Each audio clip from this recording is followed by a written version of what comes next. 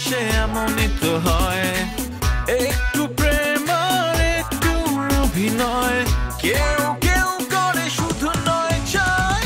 City লাইফে সব দেখে নাও হে, সিটি লাইফে সব দেখে নাও হে, সিটি লাইফে সব দেখে নাও হে, সিটি লাইফে সব দেখে নাও হে। বিপা সাহেব ডাকছো আমাকে? হ্যাঁ, ওই যে হয়েছে কি, ভাইয়া তো বাজারে যেতেছে, তুমি একটু ভাইয়ের সাথে বাজারে যাও।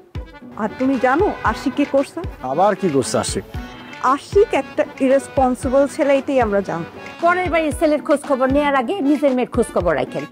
আর বয়সও তো মাশাআল্লাহ হইছে, কই বিয়ে শাদীর তো কোনো নামগন্ধ শুনতেছি না। ঠিক আছে, আপনার আম্মার যখন আমাকে নিয়ে এত প্রবলেম, আমি আপনার আম্মার সাথে কথা বলবো। আমার আম্মার সাথে কথা বলতে যেও না, আরো উল্টা ঝামেলা বেঁধে যাবে। সবচেয়ে বড় কথা, সে আমার বিয়ে শাদী এবং আমার কাইন্ড অফ আমি বাইরে গিয়ে কি করে বেড়াই না করে বেড়াই, আমি কোন লেভেল, আমি বুঝতে পারছি, আমি বুঝতে পারছি। এই কথাগুলি আমি শুনেছি তোমার জন্য। ঠিক আছে, আমি আমার আম্মার সাথে কথা বলতেছি, কেন সেটা বললো। আমি যাই না, বসে থাকো চুপ করে, 2 মিনিট জাস্ট চুপ করে বসে থাকো প্লিজ। আমার মা এটা বলছে? আইসব, হ্যাঁ বলছে।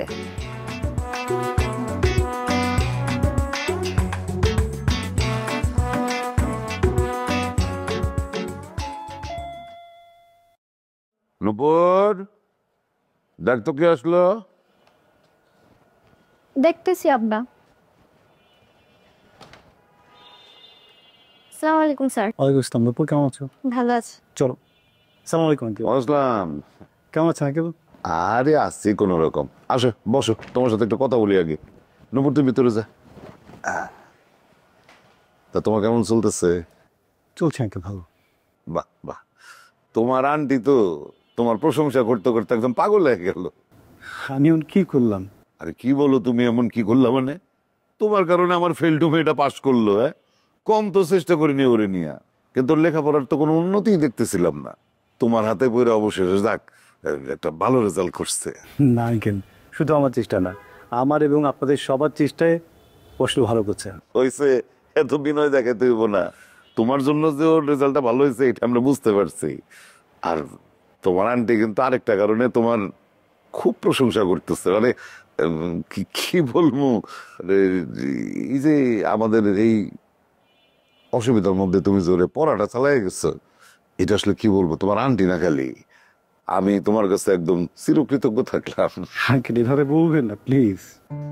আর শোনো, ওই তোমার তো মোটামুটি 2 মাসের টাকা হয়ে গেছে। আমি মনে হয় কালকে তোমার টাকাটা দিয়ে দিতে পারবো।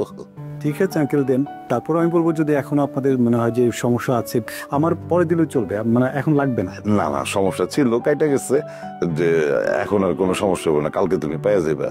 আরেকটা কথা,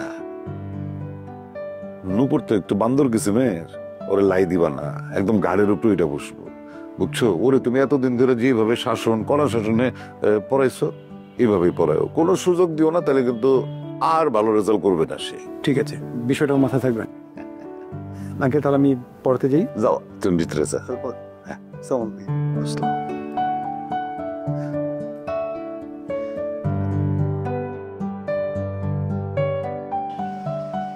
ওকে, তোমাকে কতবার বললাম চলো তোমার ফেভারিট একটা রেস্টুরেন্টে যাই, তোমার ফেভারিট খাবার অর্ডার করি, তোমার যা মন চায় তুমি অর্ডার করবা, বিলের কোনো টেনশন নেই, বিল আমি দেবো। চলো না যাই। বিল তো আমার পকেটও আছে না? আমি কি গরিব বিল নিয়ে চিন্তা করতে? এমন কোনো দিন বিল দেই নেই বলতে পারবা? তুমি দিছো মাঝে মাঝে, ঠিক আছে, জায়গা এটা ব্যাপার না, বিল টিল কোনো ব্যাপার না। ব্যাপারটা হইতেছে এখন আমি আর বাইরে কোনো রেস্টুরেন্টে খাই না, খাওয়া ছেড়ে দিছি, আমি ডাইটে আছি। সত্যি তুমি ডায়েটে আছো? দেখে তো মনে হইতেছ না। দেখে কেমনে মনে হবে? ডায়েট তো বেশি দিন হয় না শুরু করছি। একটা মানুষের শুকাইতে তো অনেক টাইম লাগে, মাত্র 375 গ্রাম শুকাইছি। তুমি কি সত্যি ডায়েট করতেছো নাকি আমার সাথে খাইতে যাবো না এর জন্য বলতেছো? দেখা তো আজের কথা ভাল লাগতেছে। আমি তো বলতেছি যে আমি রেস্টুরেন্টে খাই না। আর তোমার সাথে যদি মানে এরকম চিন্তা ভাবনায় থাকতো তাহলে তো তোমার সাথে দেখাই করতাম না, তাই না? তোমার কি বট গাছের সমস্যার সমাধান হয় নাই? আর এর জন্য কি তুমি আমার সাথে খাইতে যেতে চাও না? আচ্ছা, এই বট গাছটা কে? তুমি তো আমার বললাম না। তোমার আসলে এই ধৈর্য শক্তি কম। আমি চাইছিলাম খুব শীঘ্রই তোমাকে বট গাছের ব্যাপারটা আলোচনা করবো তোমার সাথে, কিন্তু না, তুমি আগে ধৈর্যে আসো, তারপর আমি তোমার বট গাছের কথা বলবো। আর আমি আর বট গাছ কোথাও যাই নাই, আমার সাথেই আছে। আচ্ছা, এই বট গাছটা কি কোনো মেয়ে? দেখো, কোনো মেয়ে যদি হয়ে থাকে না, তাহলে কিন্তু আমি কিছু একটা করে ফেলবো। আমি সারা রাত ঘুমাইতে পারি না, অনেক টেনশনে থাকি। তো করলে করবা, আমার কি? হ্যাঁ, তোমার সাথে আমার কিছু আছে? তোমার সাথে আমার কোনো সম্পর্ক নেই। আমরা জাস্ট ফ্রেন্ড হিসেবে দেখা করতেছি, এই তো। দেখাও তো করতে চাইতেছি না, কথাও বলতে চাইতেছি না। তো তুমি করলি কি না করলি কি? যে লকেট আগে আমার সাথে দেখা করার জন্য ঘন্টা বাই ঘন্টা দাঁড়ায় থাকতো, আমাকে ইউনিভার্সিটিতে নিয়ে যেত, আর এখন তুমি আমাকে ইগনোর করতেছো, এভাবে কথা বলতেছো আমার সাথে। তুমি আমার ইগনোর করো নাই, আমি তোমার জন্য দাঁড়ায় থাকি নাই। দাঁত থাকতে আসলে দাঁতের মর্মকে বুঝে না। আমার লাভ কেয়ার ইমোশন তুমি তো বুঝো নাই, এখন বুঝো। ও, তার মানে তুমি প্রতিশোধ নিতেছো না? আচ্ছা, না, সমস্যা নাই, আমার অনেক ধৈর্য আছে, আমি সহ্য করে থাকবো। যা ইচ্ছা করো ভাই, আমার ভালো লাগতেছে না। আমার তোমার কি কোনো কাজের কথা আছে? তোমার যদি কোনো কাজের কথা থাকে তাহলে বলো, নাহলে আমি যাই, আমার অনেক কাজ আছে। এগুলো কাজের কথা ছিল না? এটা কোন ধরনের কাজের কথা? তুমি না এখন আমার লাভ কেয়ার ইমোশন বুঝতেছো না, একটু বুঝো। আমি বুঝছি, আমি বুঝে এই লকেটটা তো বড় হয়েছে, বুঝলে? না বুঝে হয় নাই, আমি বুঝেই সব ডিসিশন নিতেছি। যাই হোক, থাকো তুমি, আমি জায়গা তোমার বুঝছি, কোনো কাজের কথা নেই। ও, আর শোনো আরেকটা কথা, এই একটু পর পর ঘন ঘন যে ফোন দাও, এই ফোন দিও না, খুব বিরক্ত লাগে। আমি অনেক কাজে থাকি, তোমার মতো নাজেরা থাকি না। কি কাজে থাকো?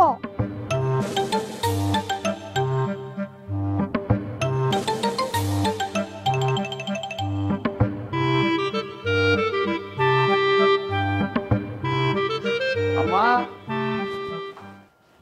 আমা, ও মা। কি রে, কি হয়েছে? তুমি বাড়িওয়ালা আন্টির কাছে গেছিলা? হ বাপ, তুই যে টাকাটা দিলি, ওই ভাড়া কিছু বাকি ছিল, সবগুলি একদম ক্লিয়ার করে দিয়ে আসছি। একদম শান্তি লাগতেছে বাপ, আমরা কিন্তু তোর উপরে অনেক খুশি। তুই আমাকে সবারই নিয়ে এত চিন্তা করতেছস। টাকাই দিয়েছো, কোনো কথা নাই?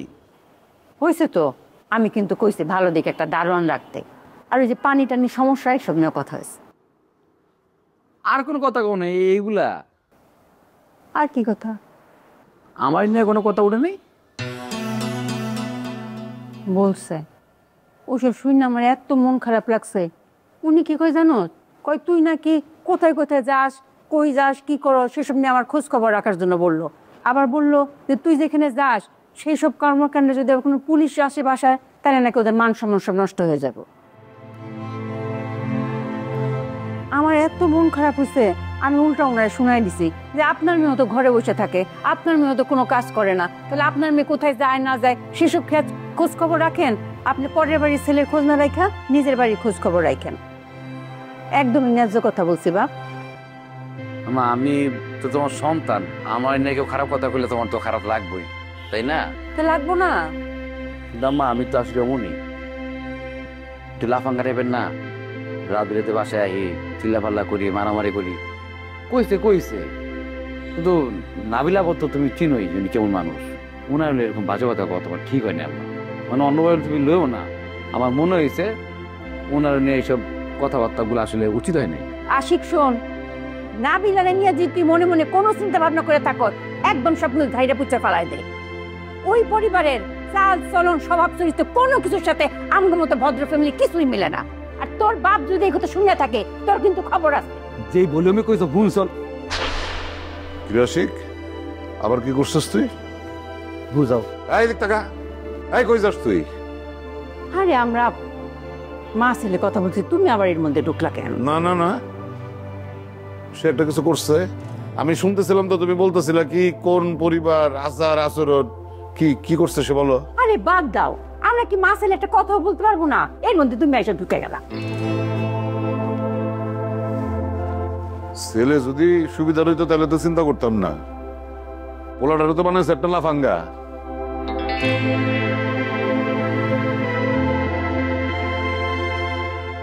জানেন স্যার, আশিক ভাই যে কখন কি করে তার হাওয়া আমি কিছুই বুঝি না। কেন, আশিক ভাই আবার কি করছে? সে কখন বাসায় আসে কখন বাসা থেকে চলে যায় কিছুই বুঝি না। আবার কালকে কি করছে জানেন? তার একটা বাইক ছিল না, সেটা বিক্রি করে সে আপাতে সবগুলো টাকা দিচ্ছে। আর আপাতে এটা দেখে মনে অনেক ইমোশনাল হয়ে গেছে। আচ্ছা, আমি বুঝি না তোমাদের আশিক ভাইকে নিয়ে এত নেগেটিভ চিন্তা ভাবনা কেন? আমি যতটুকু দেখেছি বুঝেছি আশিক ভাই খুব ভালো মনের একজন মানুষ। আচ্ছা, তুমি আমার কাছে এক্সামে ভালো করেছিলে না, তোমার জন্য একটা গিফট নিয়ে আসছি। কি গিফট স্যার? এই যে চকলেট। স্যার একটা রিকোয়েস্ট করি। আবার রিকোয়েস্ট করো। স্যার আমি চকলেট গিফট নিব না। কেন? আমি তো আমার সামর্থ্যের মধ্যে যা পেরেছি তাই এনেছি। না স্যার, আমার না অনেক দিন ধরে রেস্টুরেন্টে খেতে হতে ইচ্ছে করছে। যাবা রেস্টুরেন্টে গিয়ে খাবা? আপনিও চলেন। আমি না, এটা সম্ভব না। আরে স্যার চিন্তা করেন না, বিল আমি দিব, কোনো সমস্যা নেই। আরে আমি তো বিলের কথা বলছি না। আমি যদি তোমার সাথে রেস্টুরেন্টে যাই তাহলে তো তোমার বাসার পারমিশন লাগবে। স্যার আম্মু তো আমাকে কোথাও একা যেতে দেবে না, থাকতে যাও দরকার নেই। ধরো, আমি চিন্তা করে দেখছি, আমাকে একটু সময় দাও। নাও। Thank you sir. এখন পড়ায় মনোযোগ দাও। এই যে আমি এটা এখানে তোমাকে লিখে দিলাম, ঠিক আছে? এটা হুবহু তুমি 10 বার লিখবে খাতায়, ঠিক আছে? 10 বার স্যার, একটু বেশি দেন। আচ্ছা, তাই thank you. Welcome sir, thank you so much. আপনার জন্যই তো আজ নূপুর এত ভালো রেজাল্ট করলো। All credit goes to you. না, কি বলছেন? শুধু আমি না, আমি তো শুধু চেষ্টাটা করেছি। আপনিও তো যথেষ্ট চেষ্টা করেছেন, ওকে প্রেশার দিয়েছেন। ওকে আমরা আজীবনই প্রেশার দিই, কিন্তু ওকে আমাদের কথা এতদিন শুনতো? আমি আপনাকে বলেছিলাম না, আমাদের নূপুরের ব্রেইন অনেক ভালো, ও একটু চেষ্টা করলে খুব ভালো রেজাল্ট করতে পারবে। কিন্তু ও হচ্ছে একটু ফাঁকিবাজ আর চঞ্চল। কিন্তু এই যে আপনি ওকে ঠিক যেভাবে পড়িয়েছেন, আপনার পড়ানোর কারণেই তো এত ভালো রেজাল্ট করবো। কিন্তু আমি কিন্তু এখনো সন্তুষ্ট না, ওকে আরো ভালো করতে হবে।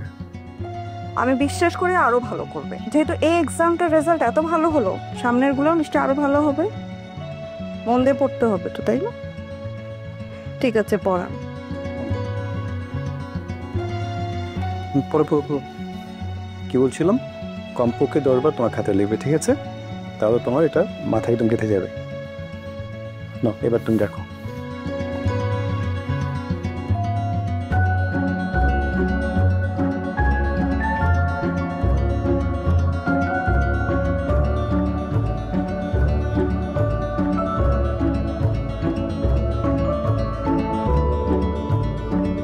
আসসালামু আলাইকুম। ওয়ালাইকুম সালাম। আসলাম বাসায়। কেমন আছেন আন্টি? এই আছি আর কি, কোনো রকম। তোমার খবর কি? ভালো? ভালো। আমি তো ওই যে অনেকদিন পরে আসলাম, উপরে যাব মামার ওখানে, তো যাচ্ছিলাম দেখলাম যে আপনি বসা। তো অন্য সময় তো আপনি দেখলে ডাক দেন, কথা বলি, আজকে তো ডাকও দিল। আপনি কি দেখতে পাননি আমাকে এমন কিছু? না, খেয়াল করছি তো। কি ব্যাপার, কোনো কাজে হ্যাঁ, এই কারণে তো আসছি, কিন্তু আমি কিন্তু এখন মোটামুটি ফ্রি আছি। আগের মতো ওই প্রেশারটা এখন নাই।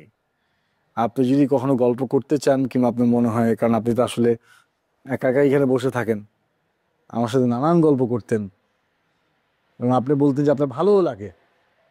এখন যদি আপনার মাঝে মধ্যে কখনো ইচ্ছা হয় গল্প করতে, আপনি জানান, আমি চলে আসবো। না, আমি তো জানি তোমাকে চিনি, তাই না? আমি তো জানি যে কোনো কাজে আসছো নিশ্চয়ই, সেই জন্য ডাকি নাই। আর আসলে এখন না বয়স হচ্ছে তো, এখন আর আগের মতন কথা বলতে ভাল লাগে না। আশেপাশে কেউ বেশি কথা বললেও আমার ভাল লাগে না। তো যাই, তুমি ওই তোমার মামার কাছে আসছো, যাও গল্প করো, গিয়ে যাও। অনেকদিন আপনার হাতে চা খাই না আন্টি, এক কাপ চা খেয়ে যাবো নাকি আপনার এখানে বসে? আপনি তো চা বানাতে পছন্দ করতেন এক সময়। হ্যাঁ, এক সময় করতাম। আসলে কাজের বুয়াও নাই, বুঝছো? আমার তো ছোটা বুয়া, সে আবার কাজ টাজ করে চলে যায়, যাওয়ার সময় আমাকে 1 কাপ চা বানায় দিয়ে গেছে। এখন আমার শরীরটাও ভালো না, যে আমি গিয়ে তোমার জন্য 1 কাপ চা বানাবো।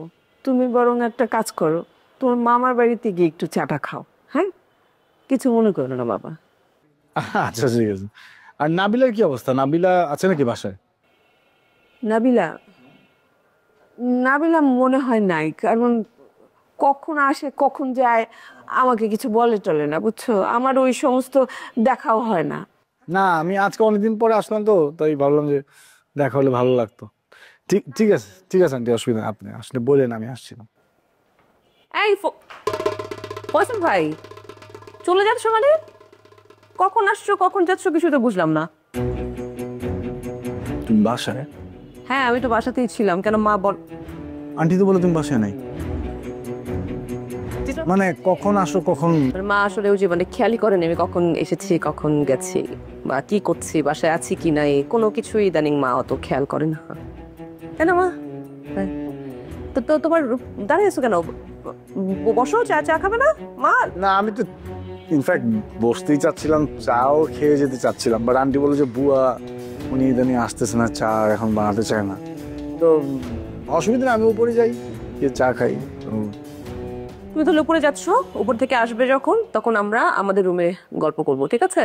ওকে, তুমি একটু সময় নিয়ে এসো, কারণ আমাদের অনেক কথা আছে, আমার তোমাকে বলার অনেক কথা আছে। আর তুমি এটা কি লুক দিছো? কেন, সমস্যা কি হয়েছে? না, খুব ভালো লাগতেছে, ক্যাপ ট্যাপ পরে একদম টোটালি লুক চেঞ্জ। মানে এটা তুমি তুমি তুমি এটা মানে হঠাৎ চেঞ্জ কেন? কি কি ঘটতেছে? কি আরাম লাগে? হ্যাঁ, আরাম তো লাগে বুঝছি, বাট তারপরে তুমি এভাবে চেঞ্জ হয়ে যাবে ড্রাস্টিক। অনেক কিছু ঘটেছে জীবনে, অনেক কিছু ঘটে গেছে আমার জীবনে, অনেক কিছু আমার বলার আছে। ও আচ্ছা আচ্ছা আচ্ছা, ওকে, সো আসো উপর থেকে, আচ্ছা নামো, তারপর আমরা রুমের মধ্যে আরাম করে গল্প করবো। ঠিক আছে।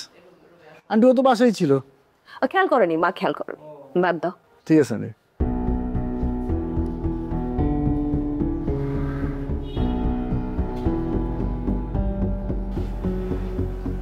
কি কি কি আবার কি হচ্ছে?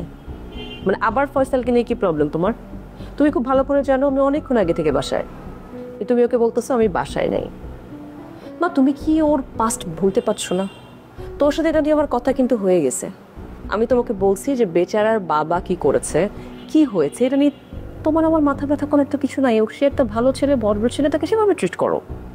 আর বড় কথা, ভালো মানুষ, আমাকে কত সময় দিয়েছে, তোমাকে কত সময় দিয়েছে, তুমি সবকিছু বলে গেছো। না, আমি তো তাকে কিছু বলি নাই। ওর মামার কাছে আসছে, আমি তাকে ডিস্টার্ব করি নাই। তাই না? চিনি না না মা। না, আসলে আমার শরীরটা আজকে ভালো না বেশি, এই জন্য আসলে বক বক করতে ইচ্ছা করতেছিল না, এই জন্য নাকি নাই।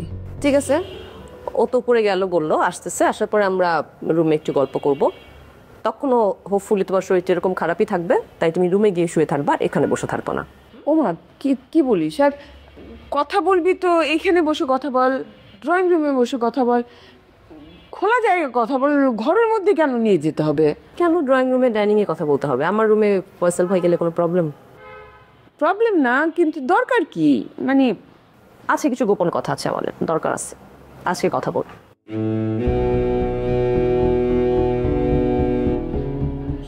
আশ্চর্য, গোপন কথা বলবে, ঘরের মধ্যে নিয়ে যাবে? হ্যাঁ, একটা ইয়াং ছেলে, একটা ইয়াং মেয়ে ঘরের মধ্যে বসে গল্প করবে কেন? ময়দানে কথা বলতে পারে না? এই ডাইনিং টেবিলে বসে কথা বলতে পারে না? ড্রয়িং রুমে বসে কথা বলতে পারে না?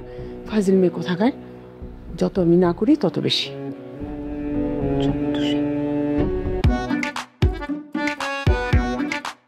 জীবনে আমি তোমার সাথে অনেক খারাপ ব্যবহার করছি, অনেক বিরক্ত করছি, সবকিছুর জন্য আমি সরি। তুমি আমার ক্ষমা করে দিও। এত পরিবর্তন হয়ে গেছে যে চলচ্চিত্রের নায়কটাও কিছু বোধ হয়। উনি তো আমাকে বাজার করতে নিয়ে যায় নাই, আমার নিয়ে গেছে ক্লাস করানোর জন্য। রাস্তায় যাইতে যেতে আমার ক্লাস নিছে, আলুর দাম কত, পেঁয়াজের দাম কত, রসুনের দাম কত। আপনি আগে কিরকম বুড়া সাইজে থাকতেন, আপনার দেখতে বুড়া মানুষের মতো লাগতো। এই যে দেখেন এখন কত সুন্দর ফিট ইয়াং ম্যানদের মতো লাগতেছে।